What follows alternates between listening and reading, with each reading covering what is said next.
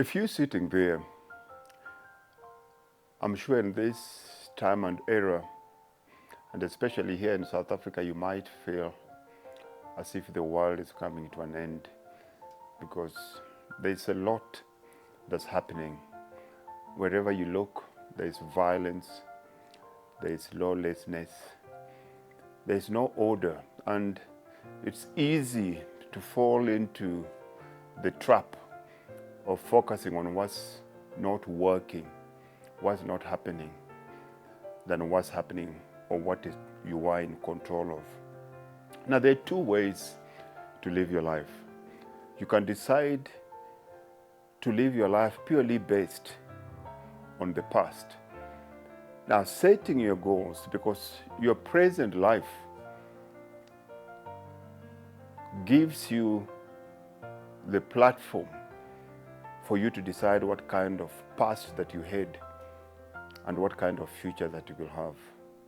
Your future goals, if they are very bright, if you have clarity in terms of where you're going, it makes it very easy for you to be settled in your present life.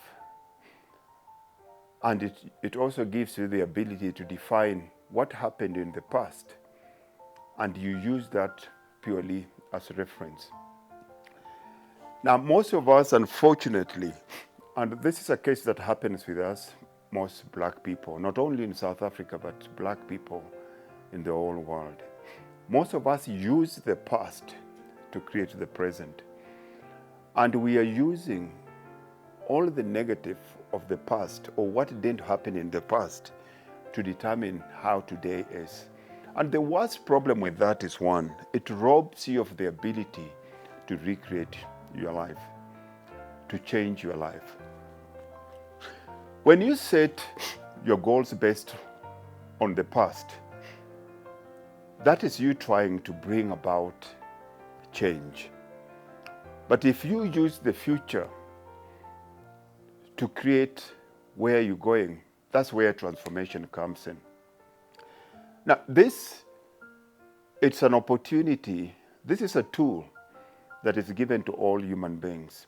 We have to use time as a tool. We should use time as a tool, and we should never use the darkness of the future to spill into the present and steal our future away.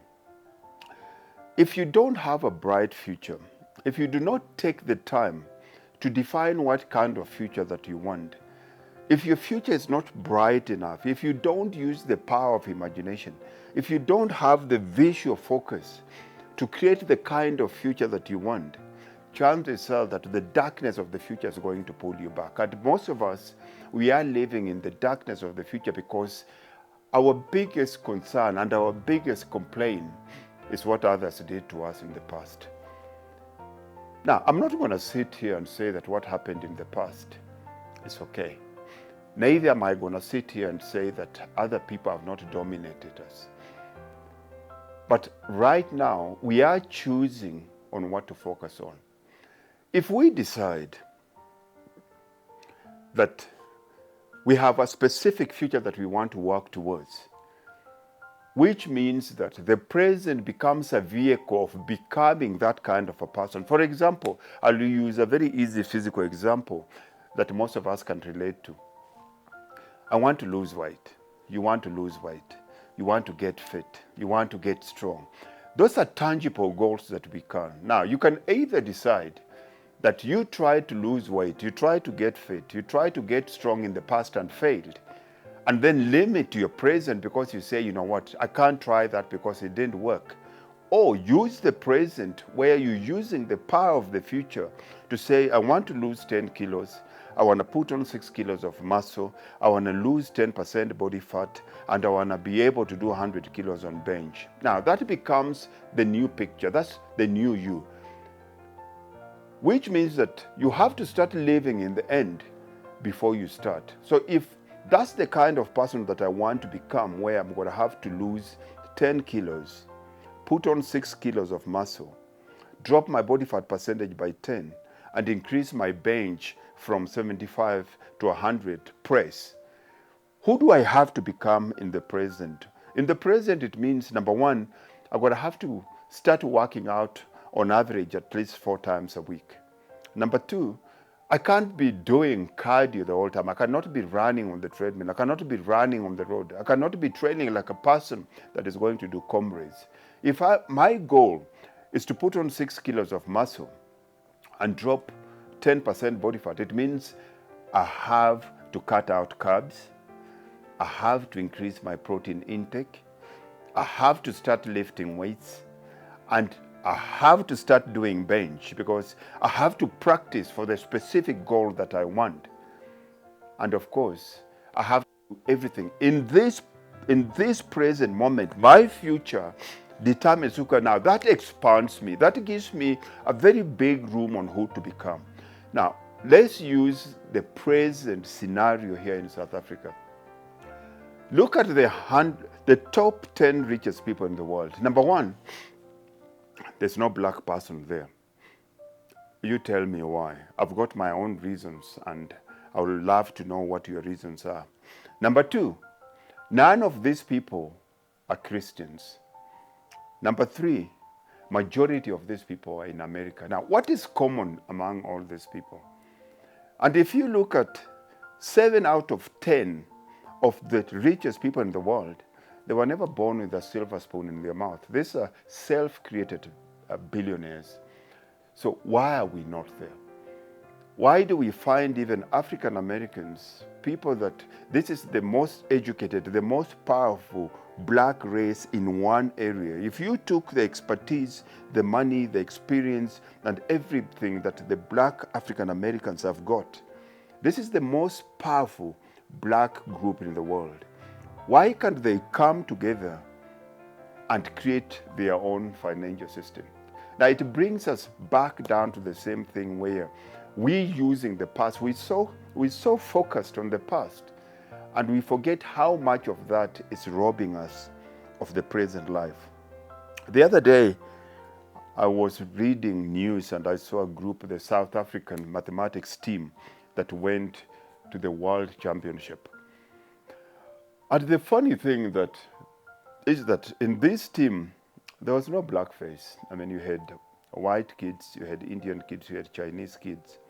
And my question there was, while our own children in this country are busy fighting for land, they're busy fighting to be accepted in places that we're not accepted, why don't we find the white parents, the Indian parents, the Chinese parents fighting for the same things? It's because they are focused on what kind of outcome they want, what kind of life they want, what kind of future they want their kids. And they are busy making these kids become those kind of people. While for us, we're still so much stuck. We're still fighting our parents' battle. Our parents had it rough. Our fathers, our grandparents had it rough. But if we keep on fighting a battle of 20 years ago in a different century, still using the same tools they used then the guarantee of us being defeated is definite, it's 100%.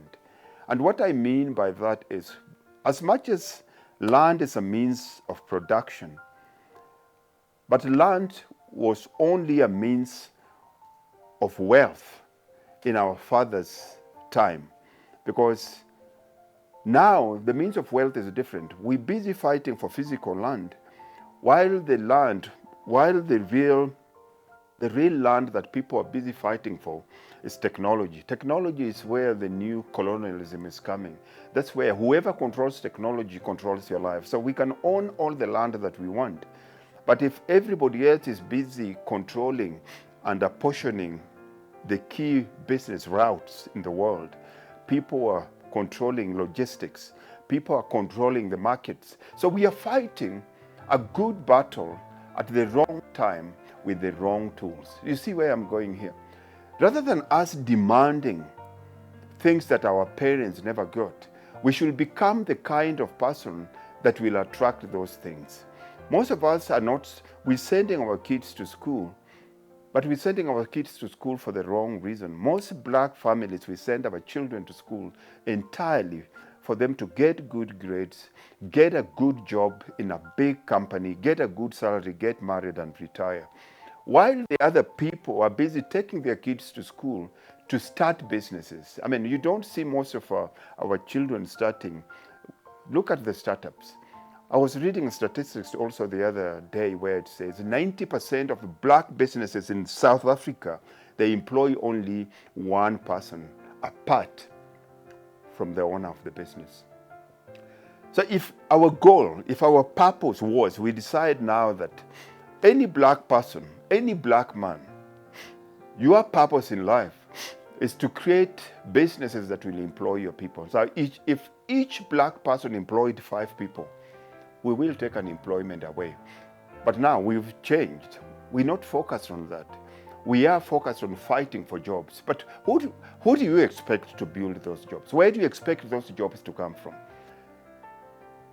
Where will those jobs come from? Rather than making our kids study harder, we're lowering the entry marks into subjects like medicine, subjects like mathematics. Like, if you're a sick person, you have brain surgery, open heart surgery, and the doctor that is assigned to you is your own son that had a 30% pass rate to go to the university as a doctor, will you really have faith in your son operating on you?